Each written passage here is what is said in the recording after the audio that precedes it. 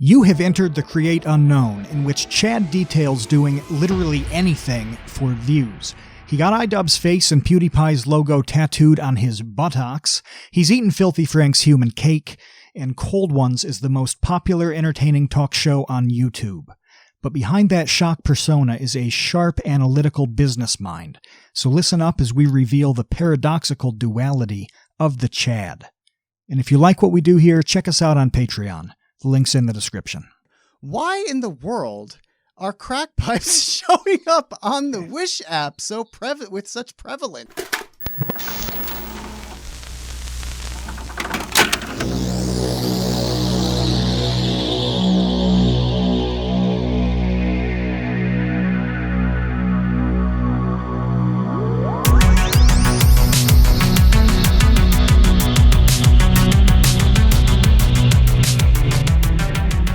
Hey, welcome to the Create Unknown. I am Kevin Lieber. With me, as always, is Matthew Tabor. Joining us right now at this very moment from the other side of planet Earth is Chad, a.k.a.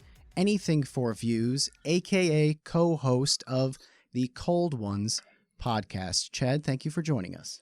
Good morning. Thank you for having me.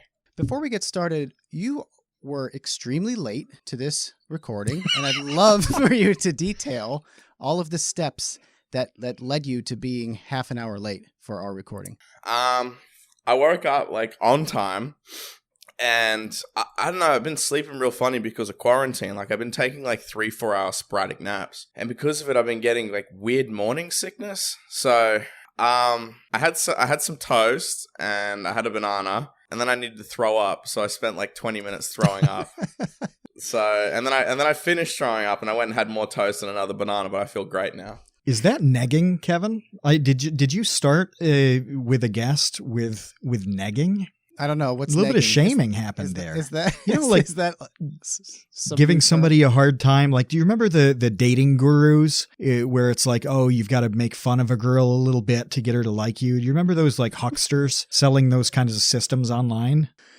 That's where I learned everything that I know about interviewing, about relationships. It's from hucksters. To be fair, I did wake up this morning. I sent him a picture and I was like, "Tell me I'm sexy," and he said I was cute. So, so it works, doesn't it? Yeah, it does. It does work, and I'm gonna roll straight into something else negative. Some more negging, Matt and Chad. Sorry, but Chad, you made a vlog from LA somewhat recently that was super entertaining. Involved you drinking out of a found McDonald's cup. Potentially shaking some mysterious perfume off of a McDonald's sign. But that's not what I wanted to ask you. At one point, while you were enjoying a nice, Polynesian cocktail at a tiki bar, you mentioned that you hate 90% of YouTubers. Is that true, man? Or are you just being silly? I think I don't how do I say this without getting in trouble? No, I don't like a lot of YouTubers, no. As Max, my friend Max would always say that I'm just a blanket of negativity towards other people. But he just seems to only focus on the people I hate and not on the people I like. But I don't know, whenever you think of YouTubers, the first thing that comes to your mind is Jake Paul or Logan Paul or Rice Gum and stuff like that. All these big YouTubers that not necessarily have as many subs, but they're always getting covered by the media. So those are the people I hate. Those are the YouTubers that I hate because they paint us in such a negative light. And recently a really bad one was Vitalis, and he's an OG YouTuber, a very old school YouTuber. And he recently just got arrested, didn't he? Yeah, for assault. And I just remember all the media was painting it as YouTube prank gone wrong and stuff like that. And I just thought man, that makes us all look bad. Because it's labeled as a prank, and in reality, he's just a psychopath, and he allegedly assaulted a woman. So that was when I say I hate 90% of YouTubers, that's the YouTubers I'm referring to. Well, who's the 10% that you like? What qualifies a YouTuber to be in that top 10% for you? I don't know, just real people that don't do it for the money, don't do it for the fame, just the people that are doing it because they enjoy it, and you can tell if someone enjoys it or not, or someone that's doing it just because they have to. But a lot of people that I associate with are people that I will get together with and I'll talk with about videos and stuff like that, and never at any point is it brought up we should do this for money, or this will get us a lot of attraction. No, it's the people that I usually like are the people that are like, let's do this. It will be funny. It might not get a lot of views, but it's funny. What's been It's funny to remarkable us. to me is how many views so many of these videos that you've made have gotten, though, because it seems like as you're describing it, it comes across that way exactly as you're describing it, where it's like, my friends and I had this ridiculous idea. We filmed it. We put it up on YouTube. And 99.999% of the time when people do that, nobody's watching those videos, right? But like seriously, like just being honest, usually people get together with their friends and they do crazy stuff and no one else is really interested. However, for you guys, it went remarkably well. And so many of the videos that you have tens of millions of views. Yeah, I won't take a lot of credit for that. That was just people I was with, the right place, right time. But yeah, like Max, George, and Ian, all that. A lot of the times when we'd film stuff like that, it's just like, let's do something, let's go out and film this. And it sounds stupid, but a lot of the times when we'd film it, I'd think in my head, this is just me being a blanket of negativity again. And I still do it when we record stuff. I think in my head, this sucks. That's not funny. And then once it's on camera and it's edited, we're like, okay, this is funny. And a lot of it's like it's never scripted and it's always improv. I can't like, even recently we filmed a video that's not out yet, but it will be soon. We filmed like a Wish video where we went on Wish, and the idea was like, we'll buy a bunch of like beer stuff and drinking stuff, and we never ended up doing that. It turned into us ordering crack pipes and stuff to see if it would come through the borders. And I get to the end of this video and we've opened up crack pipes, like weird herbs off Wish and stuff like that. I'm like, how do we go from ordering beer cups to ordering just illegal garbage? And I was like, we can't make this into a video. This sucks. And that's because we just did at the time what we thought would be funny. We never stuck to any script or any idea that we originally had. And then it's all been put together. I've looked at the video. I'm like, okay, this is funny. And I think it would have been even more garbage if we had like stuck to some broad script that we wrote and stuck to what we were doing. Instead, we did what we enjoyed doing. We had fun and we just fucked around with it. And then we did it on camera and we put it together. I'm like, this is good. It might not get as many views as the original one, but we had more fun doing it and we think it's funnier. So I want to back up a little bit on this. If there are 7 people listening to this who are unfamiliar with you, how I was thinking about how to describe your path over about 5 years, right? Can you just do it? Because like your trajectory on YouTube has been has bounced around.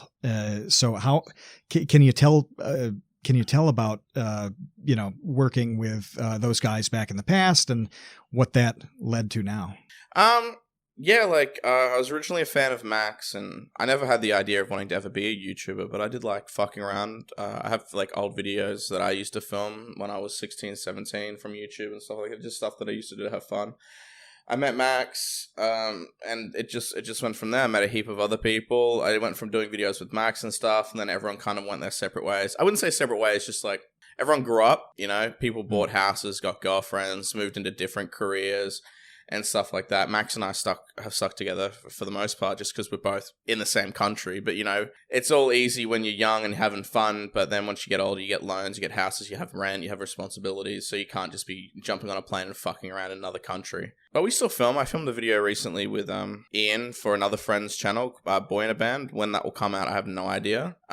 So we all hang out, we still talk. But obviously, now that this is a job, we can't just jump on a plane, we'll go film for this 2 weeks, we'll drink, we'll have fun. We're like, nah, I gotta stay home, I gotta look after Mark. I have a dog now, I got a girlfriend and whatnot, so it's a bit different. Max is Max Mofo, for those who aren't familiar, and Ian is iDubbbz, for those who aren't familiar.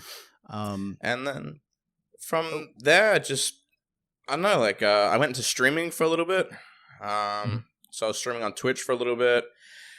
I went to doing videos with other YouTubers. I did some videos with Sear. I had a baited podcast with Keemstar, who's notoriously hated on the internet. I just kind of just fucking... And also, I was younger than all the other guys, so once they all kind of domesticated and settled down and, started being a little bit more adult, I started traveling. So I went to America, I went to Europe, and I met a bunch of other YouTubers and just kind of just got my footing to see what I really wanted to do. When you were talking about the process of making the funny video, this is something that Matt and I were literally just talking about recently, is not planning too much. Sometimes if you try to plan too much when you're creating something, you end up being unable to pivot. And really, you need that flexibility in order to kind of create the best thing possible. In your case, pivoting into Wish crack pipes, which I need to ask. My wife has used the Wish app a bunch in the past, right? And I can assure you, without a shadow of a doubt, she has never searched for crack pipes. However, I can also tell you that I've seen crack pipes show up on the Wish app. Now, I didn't know we were going to get here on this podcast, but here we are. Why in the world are crack pipes showing up on the Wish app with such prevalence? I feel like just because drug addicts know how to use the internet now, and you can order anything on the internet. Like, if you really look, you can order anything. Like, I'm not kidding. You can order a fucking tiger if you want to. And Wish being so easy, I wouldn't be surprised how many like people that legitimately smoke crack would order crack pipes off Wish. That's their wish. Exactly. And Do you think the average like crack user is a crossover Wish user? Like, I don't feel that people sitting around, like the stoop passing the crack pipe are also on their phones playing around on Wish. Like, maybe they do. I don't know. Maybe they are. I mean, I wouldn't be surprised, to be honest with you. I don't know how many functioning crack addicts are in the world, but I can't imagine that, they wouldn't come, like, I don't know. It's just weird. I don't know why they sell them, but, like, if we go on Wish and we're making a video, I'm going to see what the crack pipe quality is. I don't have any other crack pipes to compare it to, but the one that made it through customs seemed pretty high quality. Are you going to smoke crack out of it? No, we smoked frankincense out of the crack pipe. Okay. Frankincense Rocks. It does. I have it in my oil diffuser. I like the scent of frankincense in the morning, especially in the winter when it's nice and cold. Have you done this, Kevin? Have you woken up on a snowy day and sniffed frankincense? No, I haven't. But I want to clarify. Are you saying frankincense rocks as in it's good, or frankincense rocks as in like frankincense in a rock like form? crystal meth looking frankincense rocks? Where do you get that? Wish. Well, of course. Yes, of course. Why did I ask? What a dumb question.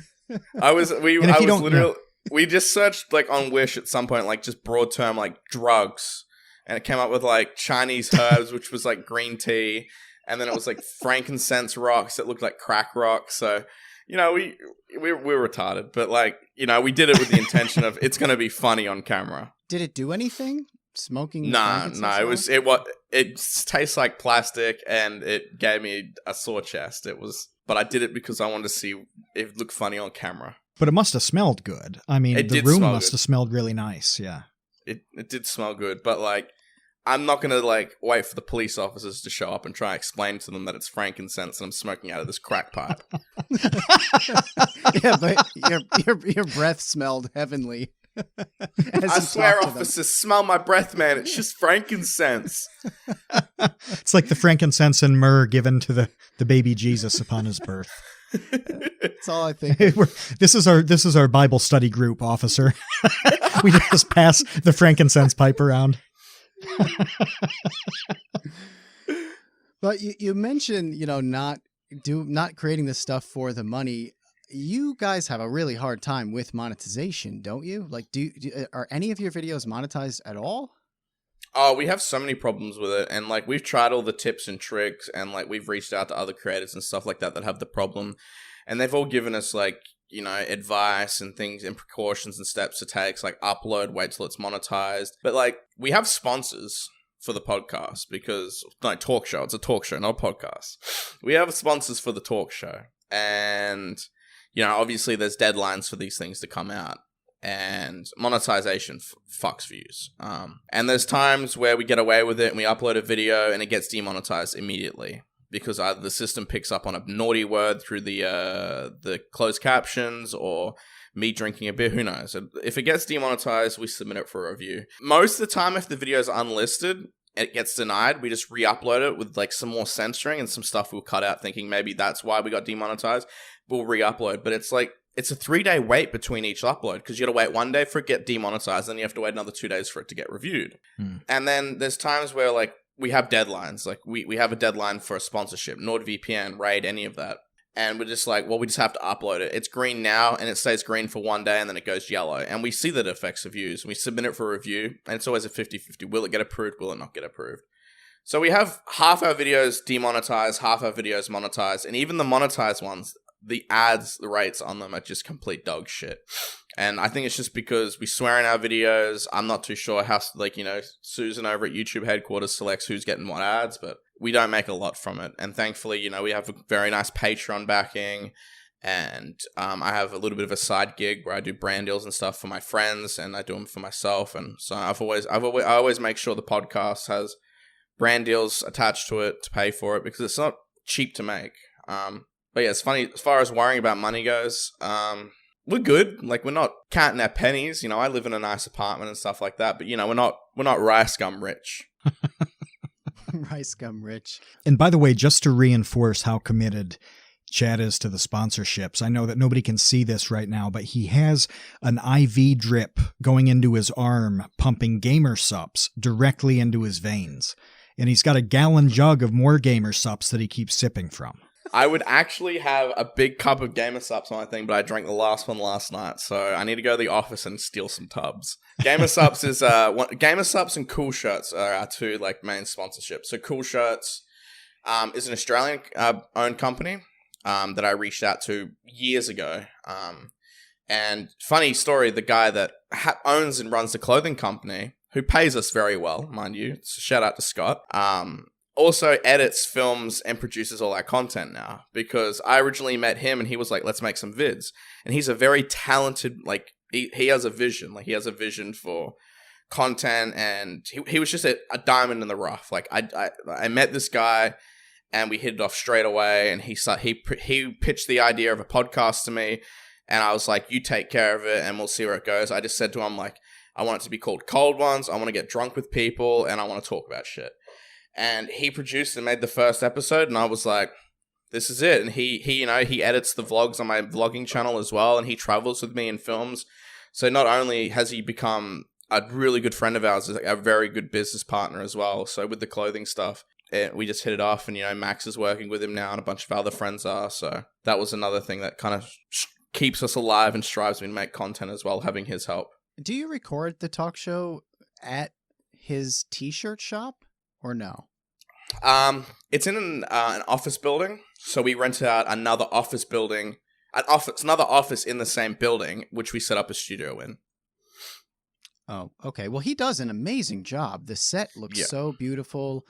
The edits are really nice. You have these like skits. You have bits where he kind of segments what the next part of the show is about with those little title cards. It's all really nice. And that was one of the things I really wanted to ask you was just, it seems like so much work goes into Cold Ones. You know, Matt and I can tell you that for season 2 of The Create Unknown, we turned some cameras on. You know, I built a set. We had a TV wall, and we just had one static shot. That was it. It was one camera pointed, you know, directly at the two of us with the guest in the middle and the TV wall. And just doing that, you would think, okay, going from audio to video will be like twice as much work. It was like 8 times as much work to do video, okay? And it was nothing compared to the complexity of Cold Ones. So how many other people do you have working on that show? We just have Scott working behind the camera, and then we have another cameraman that holds the roaming camera. That's it. And it makes it complicated. It really does, because if there's a problem, if one of the audio cuts out, which has happened in the past, if a camera goes flat, if a camera overheats and stuff like that, it's now out of sync. So like, you know, you'll see us recording, getting drunk and talking stuff, but for like the 2 or 3 hours that we're recording for, it's Scott just running backwards and forth across the office, like checking cameras, checking audio, getting us drinks and everything. I recently hired an assistant just to help with stuff as well. So she helps run errands and clean up the mess and get us drinks as well. So that's been a big help. But like, yeah, like we don't have a lot of people, and that just comes down to where we live as well. Like, we can't, it's really hard to find like an audio producer or someone like that to help us out with the show, because we live in Australia. If it was in LA, it'd be a different story, but for now, it's just us. And if you haven't watched an episode of Cold Ones, this notion of, somebody gets us drinks, that's not like, a butler bringing in tea once a day. The amount of drinking that happens on this show is shocking. I don't want to say appalling because it's awesome, and I don't want to use a word like appalling to describe something that's awesome. But just keeping the drinks going for like 3 people, maybe you've got 2 guests, so you, Max, and then whoever else, like, it's kind of a constant churn, isn't it? It is a chore to have someone constantly like checking on drinks, clearing the table, making the shot look nice and stuff like that. Yeah, so that was why I hired the assistant, because she also helps. We make a mess as well. We're all drunk, belligerent, spilling drinks. We did actually have a conversation recently where we looked at some footage, because we filmed recently with I won't say who actually, but we filmed with someone, and the recording went for like 4 hours, and like by the end of it we're fucked. And we're looking at the footage. We're like, the last 2 hours of this footage like isn't usable. We're all way too drunk.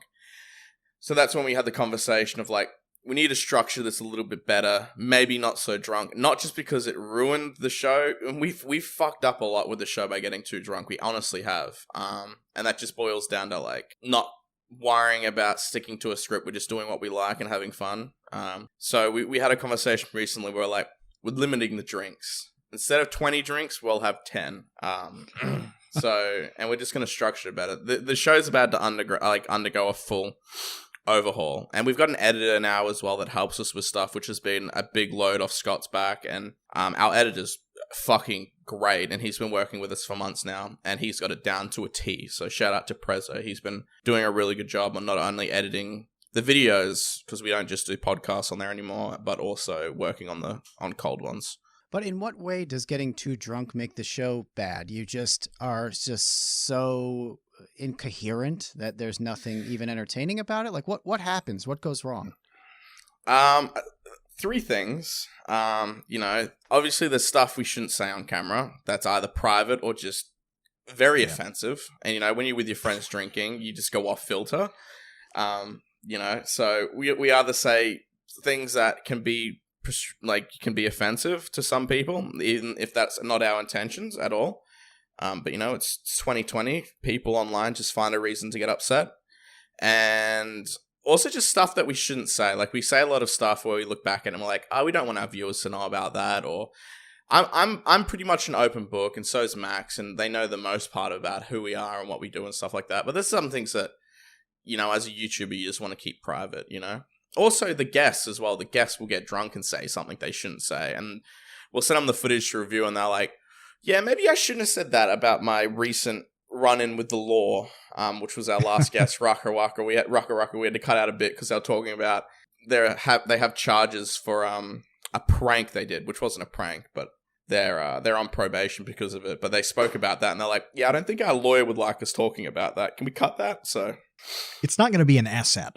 It may not be hugely damaging, but in no way is this going to help anything. Yeah, exactly. And even just people getting self-conscious as well, like looking at the footage, like, I was too drunk when I said that. Like, I don't, and we respect our guests that we have on. We're not just going to upload crap without, them reviewing it first. So, out of the 1 hour of footage you see, we sometimes film for like 3 hours, and that's all just cut down. And then do you all go out afterwards, or are you all just so drunk you? Oh no, we all go out. We all go out. Oh, okay.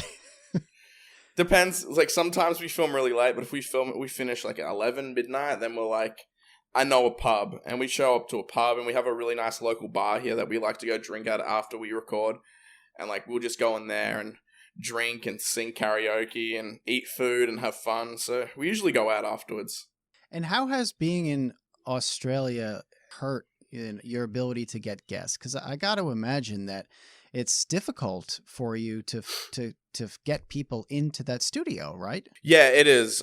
We definitely cripple the show by wanting it to look nice and wanting to do it on the set. And getting guests in is fucking hard. But as of recently, well, not recently because of COVID, but before that, we had a lot of people flying in for events and stuff like that. So getting guests wasn't too hard, but when we originally started the show, we went to America and filmed 4 episodes. We filmed one with Michael Reeves, Jax Films, Gus Johnson, and was it only 3? Actually, yeah, it might have only been 3. So we went to America and we filmed some, and then we also went to the UK and filmed one with Pewdiepie. So we're up for traveling. Just sometimes it gets a bit difficult, but after COVID's finished, we do plan on going to America and setting up a proper Cold One set in LA and just filming a bunch while we're there over the course of a couple months. Oh, wow. So you're going to set up shop in LA for a couple of months? Yeah, I'm in talks at the moment with an alcohol company in America, a very big one. And we're going to set up a studio, and it's going to be called Cold Ones X, the alcohol company we're working with. And they're going to pay for our flights, Airbnb, guest flights. I'm going to set up everything in LA, and we're going to stay there go there for 1 month, come back in a couple more months or whatever. And we're going to film a bunch out of LA, I think. And who set up that relationship? Did you put that together? I have a friend that I work with for brand deals and stuff like that, and he got me in contact, and, we've been in talks for a little while. It's a slow process, but we've been working it out as we go. And it's all now coming to light, but then recent events happened, so it's kind of slowed it down a little bit. This is something that comes up in seminars for people who are kind of beginning and others who are at that point where they're making a bit of money, but they haven't really flipped the switch on making this a career. Or, you're talking about having a staff of a few people and you've got a real operation going, right? They're not quite there yet. And there's this fear of, if I'm too edgy or I'm too, I deviate too much from the mean, I'm not going to be able to make a sustainable thing. I'm not going to be able to make enough money to pay these people or to pay high enough quality people, right? And, your stuff is not what most people would say is brand friendly, right? So it's been really cool to see what you've put together and how it's sustainable when you're doing stuff that most people would think brands wouldn't touch. Well, they obviously do. It's just got to be the right brands, huh? I think because of the professionality and the quality of the show, like if we were filming from our bedroom on webcams and we're drinking and we're saying the shit we were saying, it'd just come off as just completely fucked. But because we're in a studio with producers, good audio, and it's high quality, you can say stuff that, it's more likely to be received as a joke. That's the harsh reality of it. There's some stuff that I say on that show that's left in that if I just said sitting on my webcam on stream at home, that people would freak out. But because it's in a professional setting in a studio with a bunch of people around me, do you know what I mean? Like, there's the joke is received much better because of the professionality of the show. And it's not just us setting that example. Even in the past with other talk shows and even on TV and stuff like that, the Eric Andre show, anything like that, all these people would just say flat out just fucked jokes, edgy jokes that are just hilarious. In my opinion, that's my humor.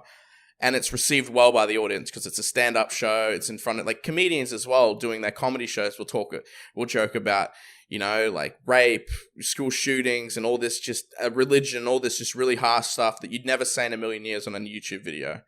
But because it's in front of people in a professional setting, it's just received well. People this is offensive and edgy, but it's clearly a joke. And there's stuff we've cut from the show, and there's stuff that we don't say that we might have said, 10 years ago, obviously, because times do change. But when we go to brands and we explain that to them and they come to us with some sort of concern, like, you said this here and that could not be received well, I explain to them, it's a joke. We do it for the reaction. Nothing we say carries any weight, and we've explained that to people. And it kind of sucks that we have to explain that now because just the times that we're in, but for the most part, brands understand and they accept what we're doing. But it's amazing how much it helps to be in that professional setting, though. You're right, because I hadn't thought about it in the context of perhaps you and Max just being in your bedroom, for example, and a brand would look at that and be like, no, this is just some kind of low rent thing. Whereas you're working with Scott, who is you have this set and it looks beautiful and it's lit really nice, and you have this background and you have a couple of cameras and you're cutting back and forth and you have graphics, and all of a sudden, from an outsider's perspective, they look at that, and even though the show is about you guys just getting as wasted as possible, under other circumstances, that would look pretty unprofessional, with kind of like the sheen that you're able to put on it and the packaging you're able to put on it. All of a sudden, you can approach a legitimate alcohol brand and say, hey, you want to work with us on this show? And they look at it and they say, yeah. I mean, I ran into a situation last year where I won't say who I was potentially going to work with, but they took a look at one video that I sent them, and I shot it in my backyard. I mean, I shot a lot of videos in my backyard. I don't have a studio. I have a backyard, so I shot in my backyard. You can say what the video was, though, that the example was. I mean, you were cooking lamb brains in your backyard. No. Wasn't that the backyard one? No. The video was the chronesthesia one. It was the invention of science fiction. It wasn't the zombies brain ones. Oh, okay. It was the time travel one. So I sent that to them because I'm really proud of that video. There's great research on that video. I think the narrative is really good. However, I shot it in my backyard next to a quote unquote time machine that was like a kid's tent rocket ship that I bought off of Amazon. Like, it looked very cheap.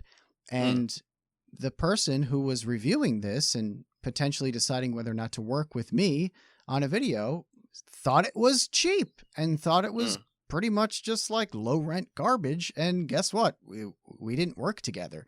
So that kind of thing really has a tremendous impact that I don't really think a lot of people think about too often.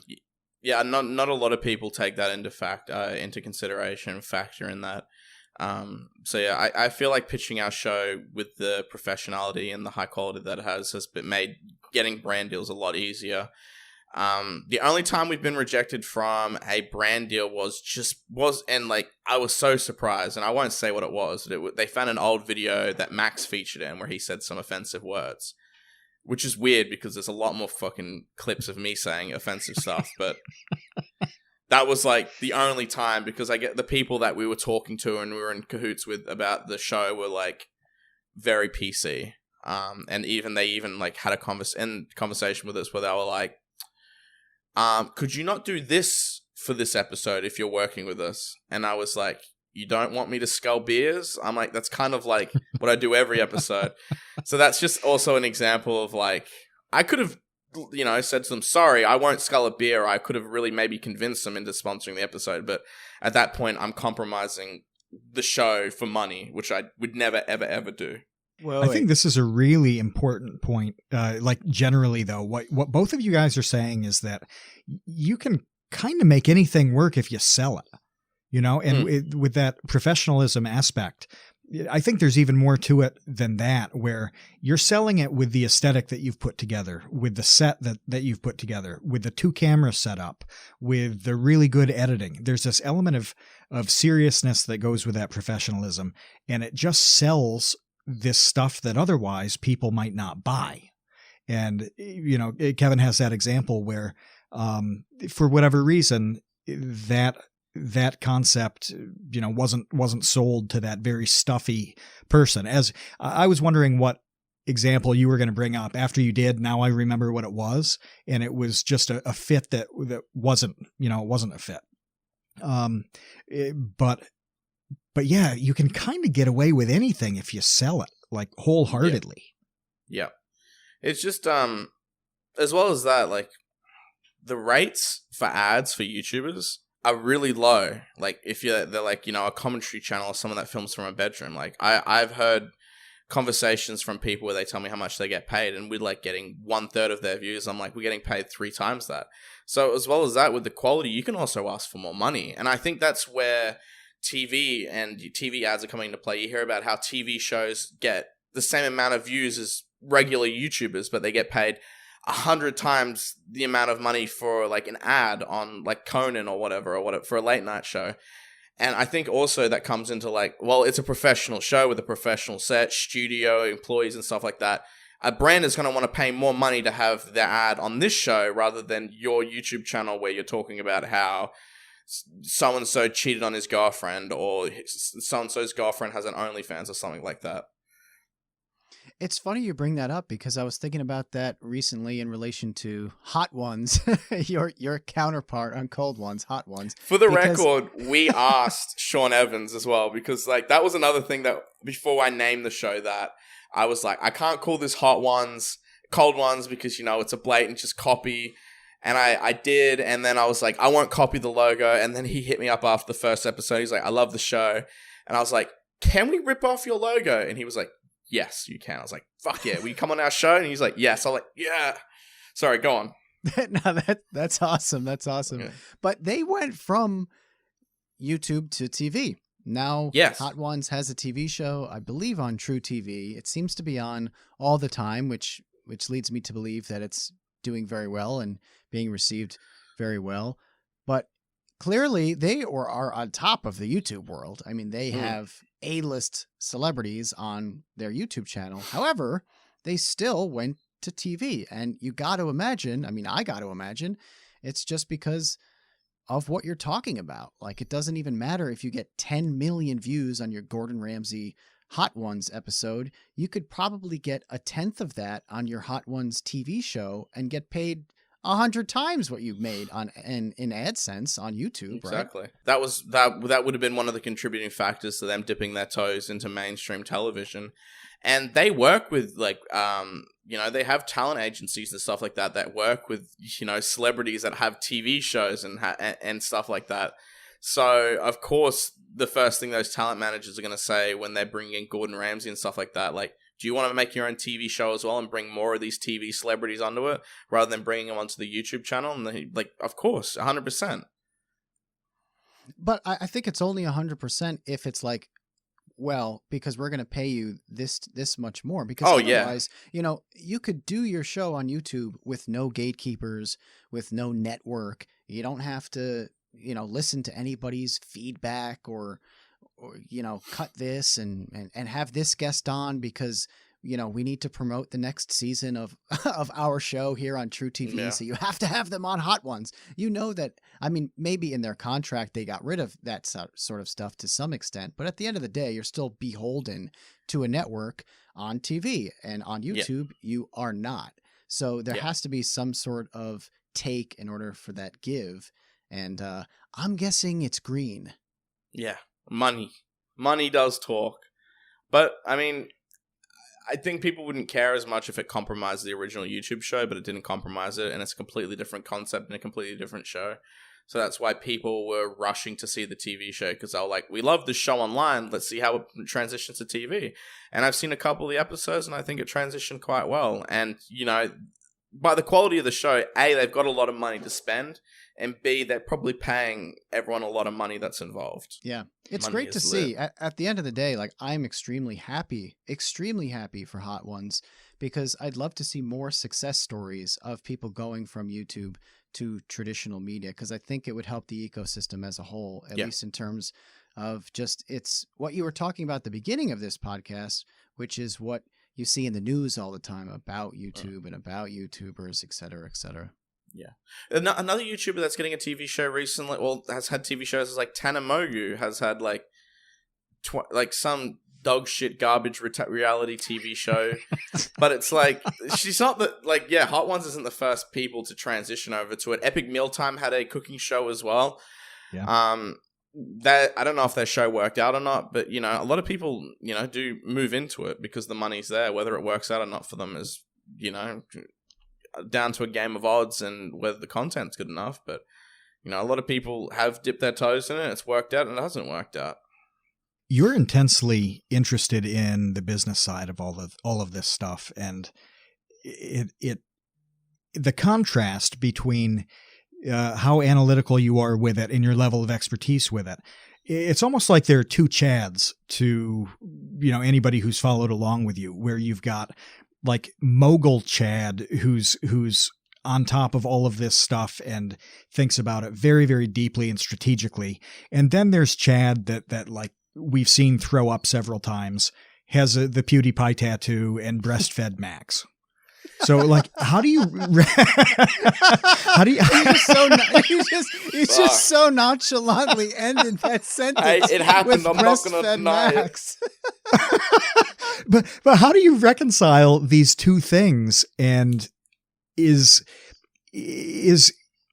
are there any problems with that? Like, does it annoy you when somebody thinks of you as the wrong Chad at the wrong time? Like, how do these two very different things come together to be the Chad? Yeah, I don't know. Like, you know, I surround myself. It's not just me as well. Like, I surround myself with people like Scott and Max, and I'd honestly say Scott and Max know a lot more than me, and I've learned a lot from them, and I'm sure they've learned a lot from me. But like, you know, there's an entertainment side in everyone, and that's where we started. And when we flick on that camera, you know, a part of us comes out that wants to be entertaining and wants to put on a good show for people. And we do amplify ourselves and our personalities to put on for a show. But like, you know, when the cameras are off, some people are different. We're not completely different. We're still the same people. We just dialed down a little bit. But yeah, I took an interest in the business side of stuff a long time ago. I do get frustrated when some people don't realize, you know, that I'm not just some belligerent idiot that funnels alcohol into my stomach and, you know, sleeps with a different girl every week. But like, you know, there is a business You're not side just of that. me. Yeah, You didn't say you weren't that. You said you're not just that. I'm not just that. I'm not denying the first half. You know, I think the only frustrations come from my friends when I'm trying to be serious with them. And they're just like, I guess they don't, because there's, you know, like you said, there is two sides to me, and they don't really transition into that side.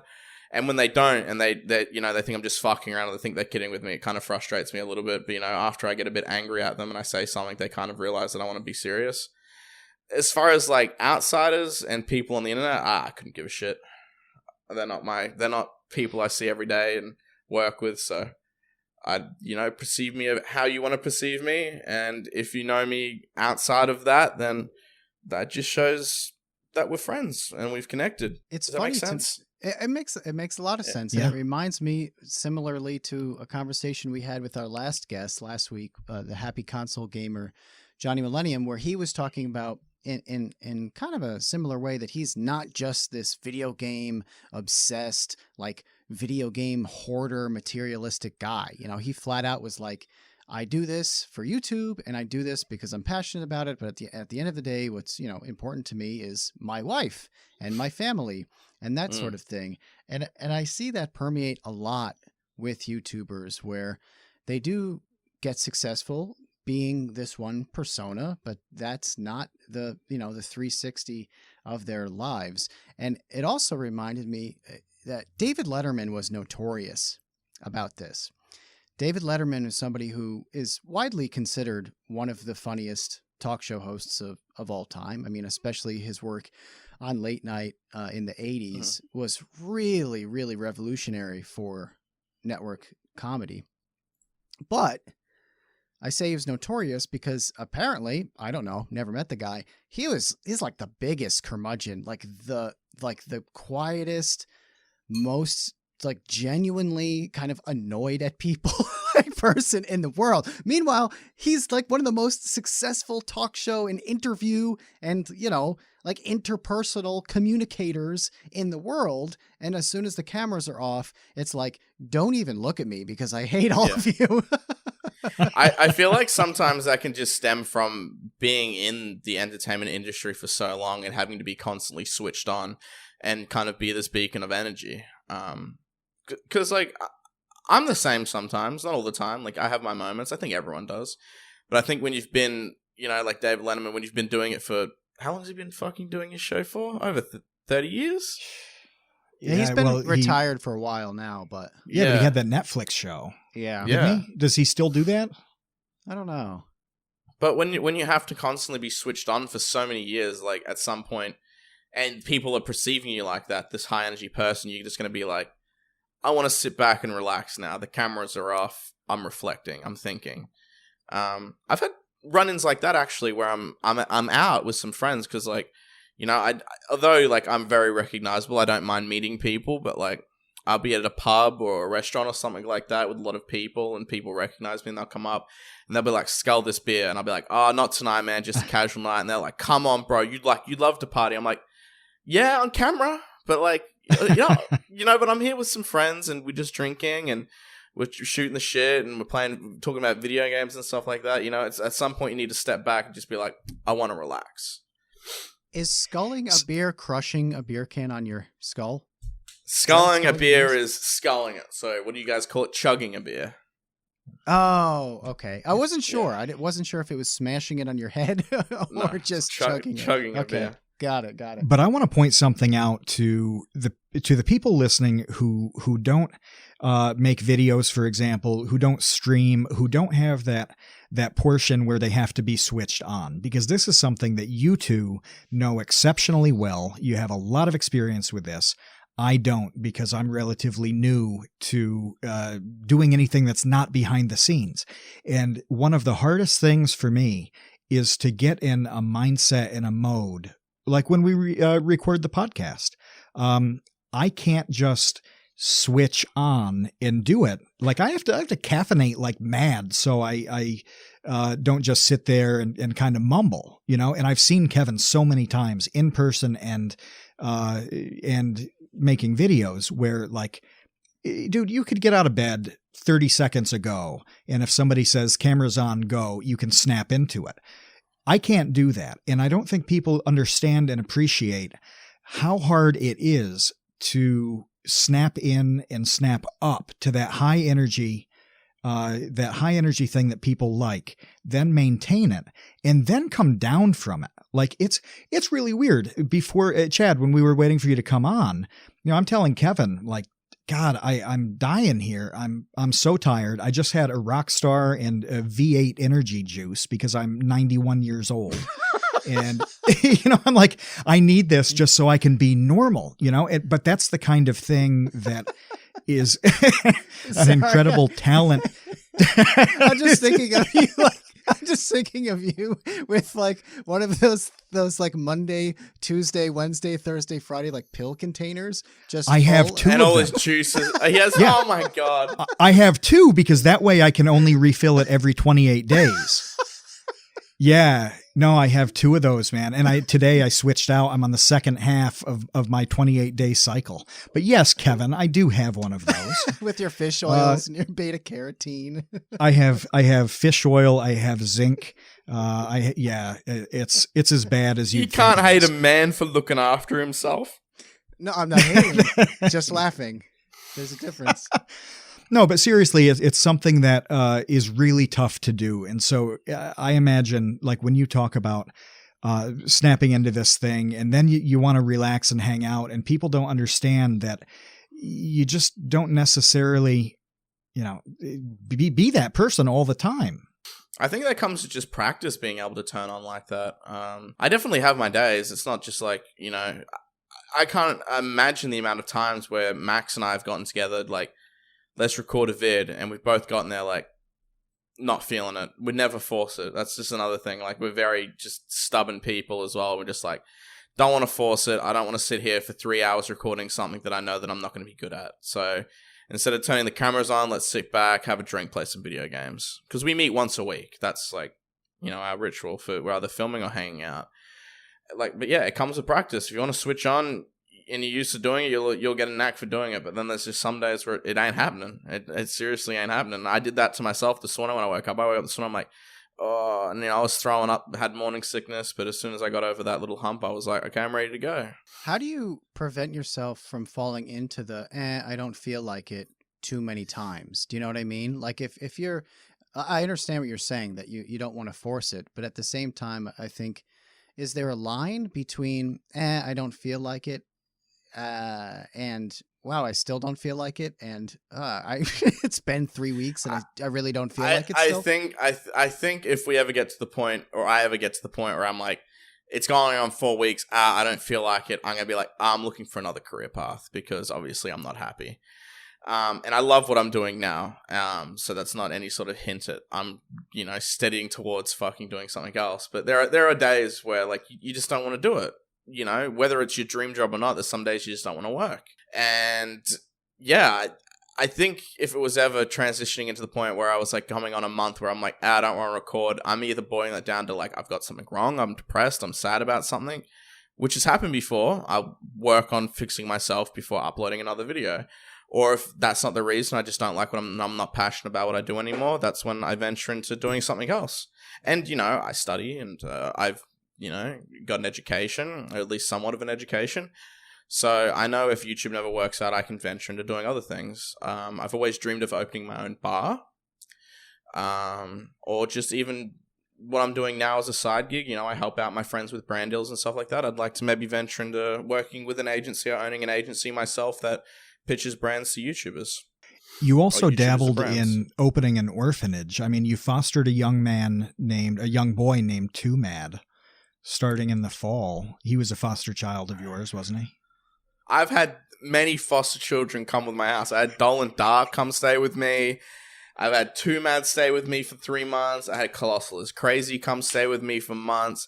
I had a basic living with me, but it was basically him staying with me and me looking after him for ages. Yeah. I don't know why I let people into my house for extended periods of times.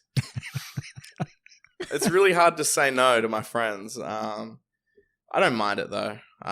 It's good to have company, but I think that also just comes down to the people that have lived with me are also people that haven't lived out of home before. So having them with me and kind of teaching them and showing them how to cook and clean is kind of, it feels good to be able to teach someone that. But again, I think it's remarkable that your persona online is anything for views. And it's this very, you know, debaucherous kind of thing where you will do anything for views. That's the name. Meanwhile, you're the most responsible one out of all of your friends, and you're like helping them get on their feet, and you give them a place to live, and you show them the ropes of like taking care of themselves. Like, that's a pretty remarkable distinction. I think that just comes from, I moved out of home at a very young age. Not because of anything bad, not because of family problems. I just, actually the only problem was I wanted better internet because we lived pretty far out of, you know, the town or the city that I was growing up in at the time. So I wanted to move out at a very young age just so I could have better internet and kind of my own place. And yeah, I've been out of home now for 10 years. I haven't lived at home, so I'm 25 now. So yeah, you did have to figure that stuff out pretty early. Matt, what were you going to say? Oh, I just love this idea of the Anything for Views home for Wayward YouTube Boys. Yeah, it's perfect. I'm seeing the sign, you know, when the show starts and there's this well manicured lawn with a very like beautifully institutional sign, you know, leading up to the brick building. Like, I want to see that on the sign as the camera pans into the grand entrance to this orphanage. I unironically have like a dream of having like a YouTube team of people that I can look after and I can manage. When I'm a little bit older, like 30, I think I'd want to do that. That's actually unironically like a dream of mine, to like bring some guys that are 18 into like a nice YouTuber group. And I've seen my friend do it with the Misfits. So my friend Ryan P, who was a pretty well put together guy and a little bit ahead of the curve for his age, took a bunch of YouTubers that fresh out of home and put them into a house and stuff like that and kind of taught them the ropes. So yes, yeah, it's something I really want to do. In the morning, you can teach them the difference between a traditional IRA and a Roth IRA and how to invest. And then by the evening, you can teach them how to scull a beer. Yeah, exactly. Show them how to drink and show them how to wash their fucking sheets. One of the biggest pet peeves I had when living with anyone was like, they would never wash their sheets. I'm like, you were sleeping in your dead skin, man. Come on, wash the goddamn sheets. How often should a YouTuber or anybody else wash their sheets? What's optimal sheet washing? Like, I want to know. I want to know the once a week. On this. Once a week. So it's okay to sleep in 6 days of skin, but not 8 days. Nah, after 8 days, it gets a little bit gross. I sleep with a dog as well, so I have to wash mine every like 3 or 4 days. Kevin, how often do you wash your sheets? Once a week. Are you just saying that because now you know it's the rule? No. It seems like that is the rule. How often do you wash your sheets? Until now, I didn't realize you were supposed to wash them. Fuck off. Your sheets are just like a crust that's over your mattress. I will say that there are 2 sheet washing regimens. When Mo is here, there's, I'd say it would probably be acceptable to you to, how often the sheets get washed and all of that. When it's just me, I mean, if you have a sizable enough bed, I have like a California king, that's really 2 beds. I mean, if you go a week on one side, you can roll over to the clean side and get at least another week. That is actually true. When I broke up with my girlfriend, because I have a king bed too, when I broke up with my girlfriend, I found myself sleeping on the other side of the bed for the first 3 nights and then rolling over to the other side and going, this one is much cleaner. That's right. See, there are a lot of ways around this, so there are exceptions to that rule, but once a week seems good.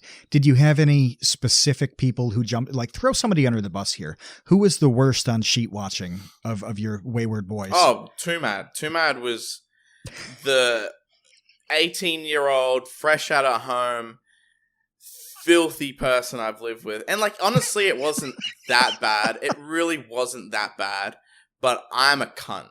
And like, I'm like, if there's a cup in the sink, like, I'm flipping shit, And I had, at my old place that we lived in, I had cleaners that used to come once a fortnight and do dusting, vacuuming, and mopping and stuff like that. Just stuff that I couldn't be bothered doing.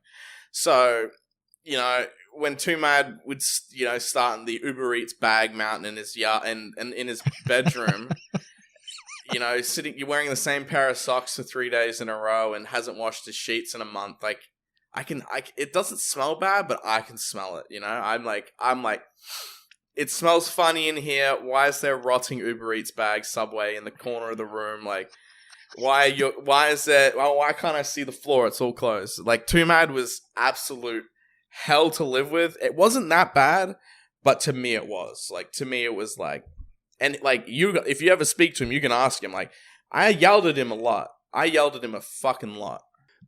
Do you feel like he left the house, though, in a better place than he came in? That's the important part. Oh, he cleaned it before he left, yeah. He just had a little nasty grace period. I think everybody's allowed that, for sure. Yeah. We want to get into some questions from our community that they want to ask you. But before we do that, I've always wanted to ask, you're the first Australian that we've had on the show. And I happen to be of the opinion that Australians are hilarious. Just so funny. So many of the people who I love to follow on Twitter are Australian. Australian humor, where does it come from? Why are Australians so naturally funny? We're just offensive, I think. I literally just think I think it's just we're offensive. I don't know. That's my opinion.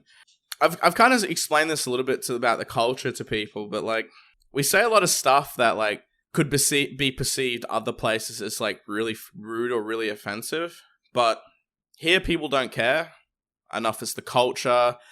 I don't know if it's because we've got so many different nationalities here, because Australia, if you haven't been here, it's very multicultural. Like we've got people from all over the world here. So yeah, I just think it's about people not giving a fuck. I think about Chris Lilly and the shows that he's done, where he's done, he's had characters in like of all ages, and he's been a high school girl, and he's been Jonah from Tonga. And he's just had like this long list of characters that probably wouldn't have flown with Chappelle's Show, let alone anything more recent than that. And that to me was the wake up call when I first saw Jemay High School Girl. I was like, oh, this is like the last surviving bastion of properly offensive humor that people are still okay with. Yeah, people only recently have started criticizing him, like 10 years down the track, for like Jonah from Tonga, because he played an islander, and people were like, it's blackface. And I was like, man, you don't have to twist it into something that bad. He's just portraying a stereotype. So yeah, and I guess it just once again just boils down to Australians just not giving a fuck, because I remember when that aired when I was young, it was one of the biggest TV shows any kid would ever watch. That was something I grew up on. That was something that helped me build my humor. I don't know if it's just offensive though. I think there's a tinge of surreal as well. And the reason I say that is because there's a comedian who I love who's Australian, Ed Atlin. Do you know Ed Atlin, Chad? Yes, I do. Ed Atlin is not offensive, really. But, I mean, he does kind of swear a lot, I guess. But it's not shocking, really. It's not offensive, really. But it is weird. It's some of the weirdest stuff. His Moonface cartoon, if anybody hasn't seen that, just look up Ed Atlin Moonface. It really kind of makes no sense, like, at all. It's just pure creation from, like, whatever, like, weird mystic universe Ed Atlin can access that the rest of us cannot. But that just seemed to me like another bit of kind of unique Australian humor. I never have seen anything like that come out of America or even out of England. I think a lot of Australian comedians as well transition into living and moving to America and doing stand-up in front of America. I think Americans absorb it really well because they're like, well, fuck, no one would say that here, or no one's done that here, and it's a completely different realm. A massive comedian was, why am I strapped for his name? Who did the fucking gun talk? Why can't I remember his name? Australian comedian. Jim Jeffries. Yes. Yeah. Because he went from doing stand-up shows in Australia and then had just the massive, wide success in America. Just some ridiculous explosion because of, his offensive nature and his direction towards telling jokes and comedy. Because he would joke about everything, and he'd get a lot of slack for it too. And one of the big ones was religion. He'd really take the piss out of religion, and the audience and the crowd would think it was funny, but perceived online and from people that weren't familiar with his stuff took it very offensively. And there were times where he was even threatened, because of it.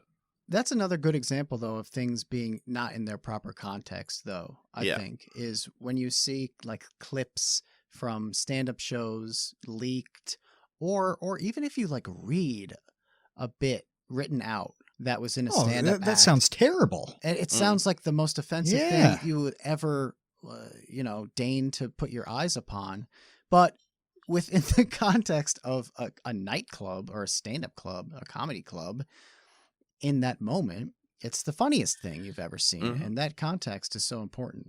I just have this just belief of if I see something that, and I have where I've seen it online, a joke or something where I've gone, that's not funny, or that's a bit fucked up. I always think to myself, like, I don't know this person. I don't know what they're, I don't know if it's coming from a different place. I don't know the backstory to it. So I always just leave it to the reactions of people that might follow that person. And I'm like, okay, well, comedy's subjective. And although I might not find it funny, someone else did. As long as it's not harboring hate or isn't putting it to a direction to put other people down, I don't see the harm in it. Yeah, I think giving stuff like that the benefit of the doubt is probably wise. Matt, do we have questions for Chad from the Baby Gang and the like? We do have questions. We have questions from the Baby Gang and the INFANTry. And you've actually, Chad, you've answered a couple of them without even trying. So I have to edit here as I look through. Yeah, one is from Boromir, who I have to alter this because he wanted to know what's the last thing that you ate. But we know it was toast. I'm going to say, what was the last thing that you ate that you kept down? What did I have for dinner last night? I cooked for dinner last night. I seasoned salmon in a lime and barbecue sauce, and I cooked it in my broiler, and then I made garlic prawns and coconut rice to go with it. Whoa. That's amazing. That's epic meal time there, isn't it? I do like cooking. That's another good thing about me that I love doing. God. Yeah, Too Mad still gets Uber Eats every 14 hours. When he was living with me, I wasn't cooking that much because we were on the grind at the office, setting up the studio and getting like a format in place. So at the time, Too Mad was just a resident in my home that I would see when I'd come home from a day at the office. So Isaac has a couple questions. One of them is favorite channel to watch when you're bored.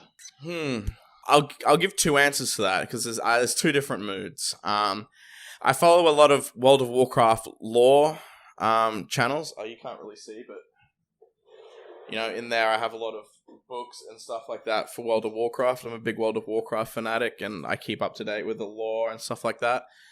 And then I like to touch small channels and watch them. So another big one I like is called Nelk Eric.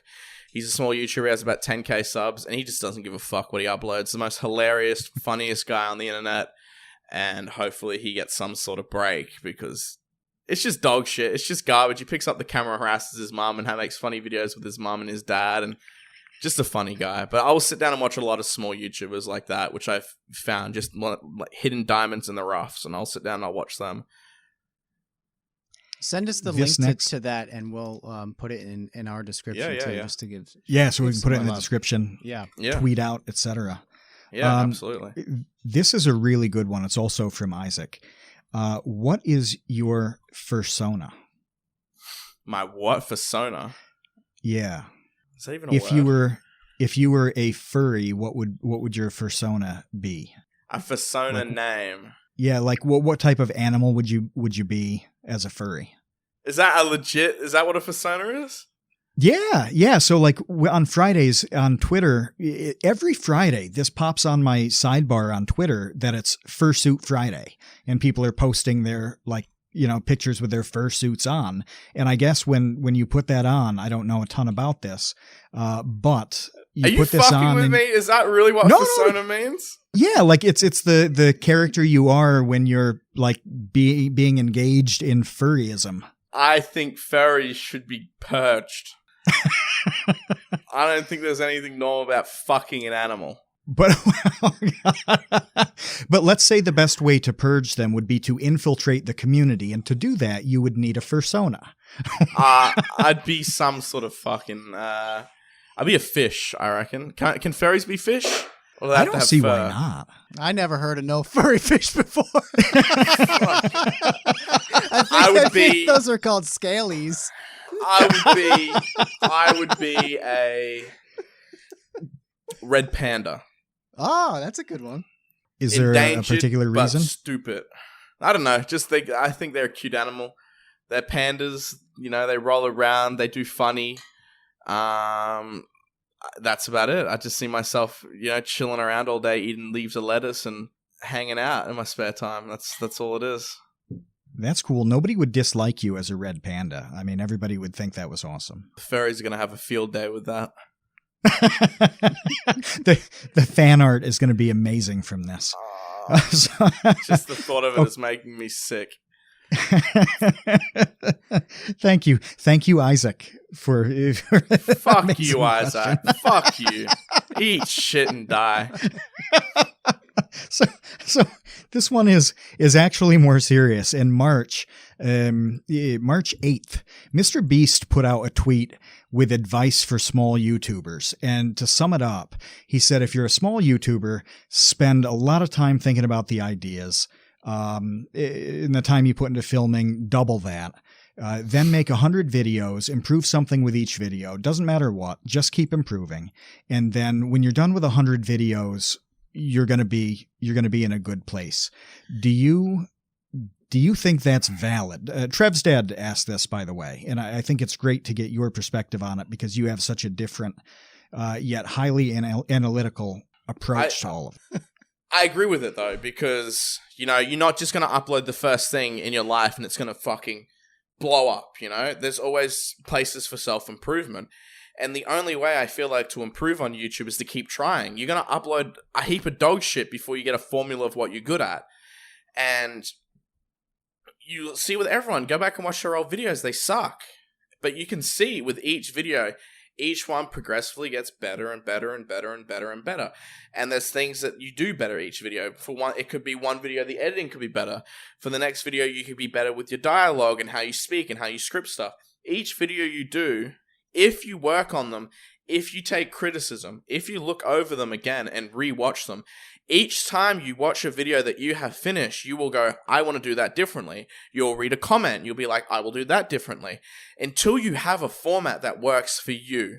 Not everyone is good at making gaming videos. They can be the most entertaining person in the fucking world, but they're not going to be entertaining while they play a video game. Because a portion of their brain is focusing on that, the video game, the other portion is meant to be entertaining, but you just can't split it up. Find what you're good at and perfect it. And the only way you're going to find what you're good at and perfect it is to keep trying different things. And you will eventually find a format of who you are and what you're good at, and that will work for you.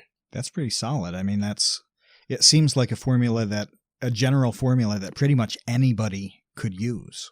Yeah, just honestly, just upload dog shit. Keep trying.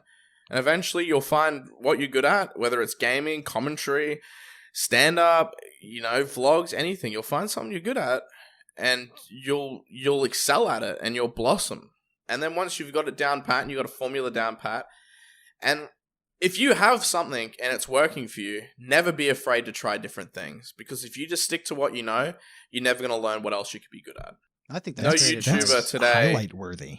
No YouTuber today will be sitting there looking at content from 5 years ago and looking at the content they make now, and it's the exact same thing. And the YouTubers that are still doing that, and I could give examples, but I don't want to throw people under the bus. There are YouTubers that have dwindled off into irrelevancy, and their content hasn't improved or changed over the years because they haven't adapted with their audience, and they haven't adapted with the new people that are coming in. So even if you have a formula down pat and it's working for you, don't be afraid to try new things. No one today is making the exact same stuff they were making 10 years ago. It could be in the same realm, it could be in the same gaming content, but it's a different game, and it's played differently, and it's edited differently, and you're doing it differently. I think PewDiePie was a great example. Sorry, man. You had PewDiePie on Cold Ones, and he talked literally about this exact same thing, about his progression from going from being scared at these like horror games all the time and always having to like freak out because he was, jump scared by this game, to getting just sick of that and not wanting to do that anymore, and then starting to do Pew News and commentary and meme review and et cetera, et cetera, et cetera. And this is the most successful person on the platform. So, if the most successful person on this platform is doing exactly what you just outlined, I think then perhaps it's pretty apt advice. Yeah. A lot of viewers as well will always go down the whole path of like, oh, do this again. This was great 10 years ago or whatever, or 5 years ago. I get a lot of comments like, do another video with Ian and George and Max and all that stuff. And while we think that we could do it and it'd be great and be a great video, I think the stuff we make now is better. And people are just trying to relive the nostalgia. The nostalgia will be great for 1 or 2 videos, but after that, people aren't going to fucking care anymore. It happened. It's in the past. Let it sit there. It's an archive. It's something that we made and we're very proud of, and it's still on the website to this day. I always just say to my viewers, like, look at that of where we started to where we are now. Filming in our backyard, throwing up, eating each other's pubes, to now, having our own studio and, own staff and making these great videos. And even though we might upload podcasts or videos sometimes, that might not do as well as those older videos, or we don't, or don't get as many views as videos 2 or 3 months ago. We always look at it as, we're not doing it for the views. We're uploading an archive of content that shows people our vision, like our vision, and shows people what we like to do and what we have fun with.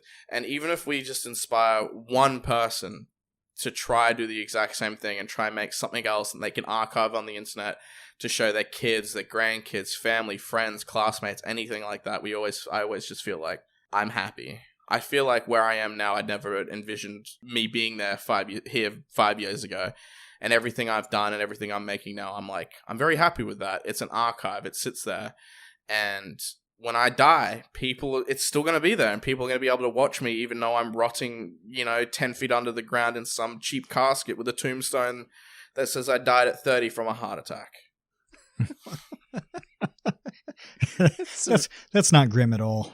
No, it's really hopeful. It's a hopeful message for today's youth. We've got another kind of substantial one and then a very, very quick one. It goes on what you were just talking about with working with Ian and Max and George. Andrew asks this: what was that like in terms of where you're at now and where you think you're going to be in about 10 years? The crazy thing to me is looking back at that now, and it was kind of like a super group in music before it was a super group, like in the 50s with like the $1 Million Quartet with, Elvis and Jerry Lee Lewis and et cetera. It's Johnny Cash, whatever. And then like the Traveling Wilburys was, it kind of was on that scale of like, this is the all-star team. What was that like with like hyper amount of talent all kind of working together. It was great, but I never looked at it like that. I just looked at it as these are people that are like-minded and share the same opinions as me, and these are people I get along with. Let's whip out the camera and film some shit and upload it on the internet. And at the time of uploading it, it didn't even get that many. Like, it got views, but it got the same amount of views as the video I uploaded, 4 months ago, the podcast with, How to Basic, that got 1.5 million. Like, that's how much the stuff got in those 6-month timeframes to a year timeframes. But because that's been fermenting on the internet for so long, at the time we weren't known as this super group or these people. We were still known to a very small audience of people, and it's just grown over time. But they've rewatched old stuff like this is where it started, or this is what it is. But at the time we never saw it as that. We never had any sort of feedback like that. It wasn't until 2 or 3 years since we uploaded is when people started picking it up like that and putting it together like that. Does that make sense? It makes sense when you think about it, almost as like cult movies, right?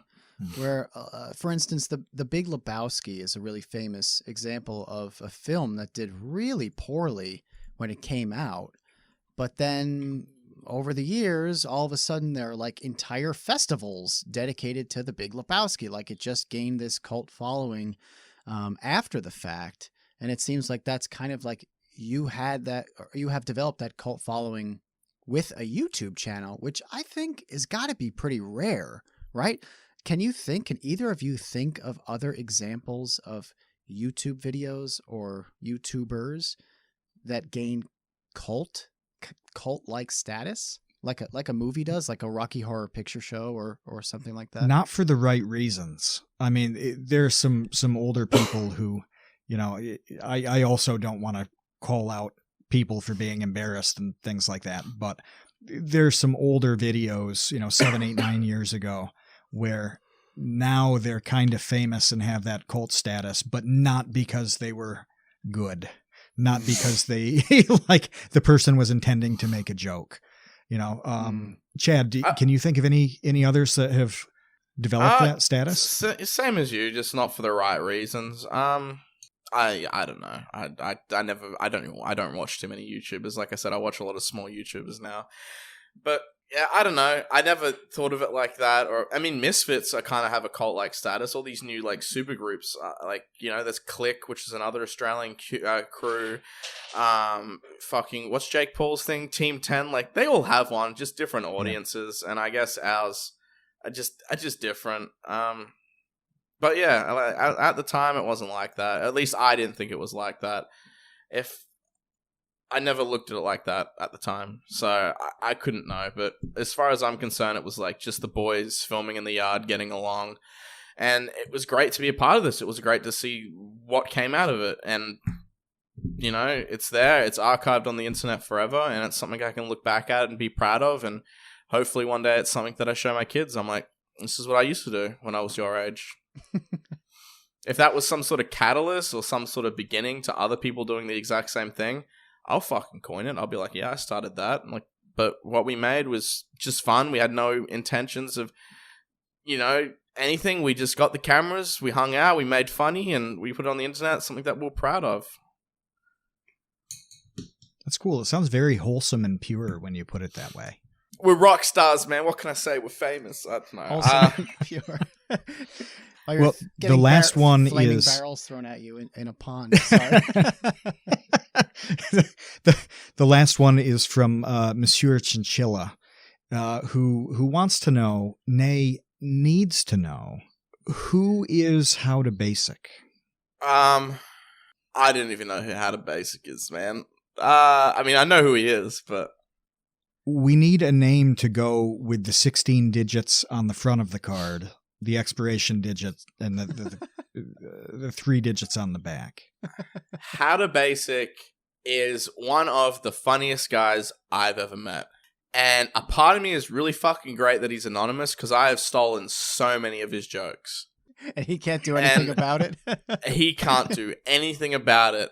And to this day, I will still say he is the most funniest, high energetic, hilarious person I've ever met. There's just so many things that he does that not only cracks me up, but cracks everyone up around us up. We have the group chats that he's in where we talk to him and he tells us about his day and shit that he's doing. He's just not a normal person, but he's hilarious. He's the class clown. He's the funniest out of all of us and anyone I know. And he has been a massive, massive influence on my life and has also shaped me to the humor that I have today. Do you think he's keeping a file on you, though? Keeping track of all those times you've stolen those jokes? So when the reveal finally comes, there's going to be a day of reckoning for you. Are you worried about that kind of thing? No, I don't think he's organized enough to have a file. He can barely clean up after his own vids. It's just egg stains everywhere. There's some videos that he films where it's like, this is not cleanable. This is like in the grout of our house tiles. You have set the ceiling on fire. There is burn damage. Like you cannot. I remember when he set our ceiling on fire. Like we couldn't. It smelled like fucking gasoline and burnt wood for like a month. I'm like, bro, you can scrub all you want. That smell is not coming out. Well, it's a good YouTube video, and you have to literally replace the ceiling. I remember the day that he got people off. We have Gumtree, which is like Australian Craigslist, to come in and repaint the ceiling. And they did the shittest job, and like the paint didn't even cover up the smell of the smoke. And we had a property inspection because we were renting it, and the guy that comes in and inspecting is just like, "Why does it smell like smoke in here? And why have you repainted the ceiling?" I'm like, "Oh, is it noticeable?" And he's like, "It's a completely different color. Like they didn't even color match." And I'm like, "Yeah, it's kind of funny." Well, Chad, thank you so much for waking up early. Thank you so much for sticking through the toast dry heaves to hang out with us. We really appreciate it. I mean, this was a long time coming. We meant to do this a long time ago, so I really appreciate the fact that we were finally able to get together and chat. Yeah, I was under the impression that you guys did it in person in LA, so I was kind of holding off until my next trip, but then I watched a few episodes. I'm like, oh, you guys do it from home now. Was there ever a point where you guys had a studio and were filming it from the studio, or? No.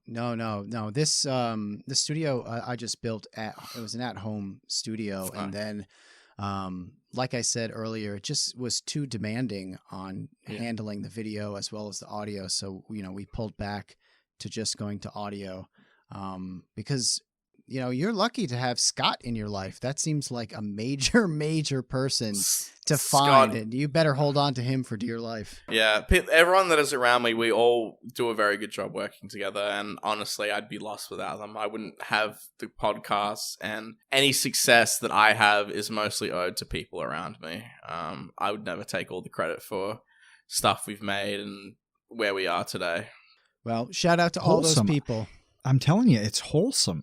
Yeah, this is the most wholesome episode of the Create Unknown that we've ever done. And that's what we thought we would have. I mean, we thought, well, let's have a long conversation with Anything4views, and we're going to get the most wholesome episode out of 44 in the Create Unknown. So expectations were high, we reached them, and I'm pleased. We nailed it. All right, brother. Thank you so much. Talk to you later. Thank you, guys. See you, Space Cowboys. We'd like to thank everybody who we talk to every day in the Discord, and especially the patrons who make this show happen. Thanks to our editor Marcus Allen, and to associate producers Jeff Davis, Isaac Teal, Trev's Dead, James Gallagher, Baseweight, Andrew Stimson, Keaton Sample, Jesse Robertson, Boromir, Monsieur Chinchilla, Sean Malone, Jen Mafasanti, Kevin with an E. Menard, Monahim Yogurt96, Fraken, and our newest addition, Mikhail. Thank you for signing up, Mikhail. We love it. Also, thanks to baby wrangling super producer Ben Webster. Thanks as well to Paula Lieber and the stunningly gorgeous Mo Lewitt, and to our very generous sponsor of every episode, Eagle Brand Sardines. The Create Unknown is a production of Unknown Media. Okay, bye.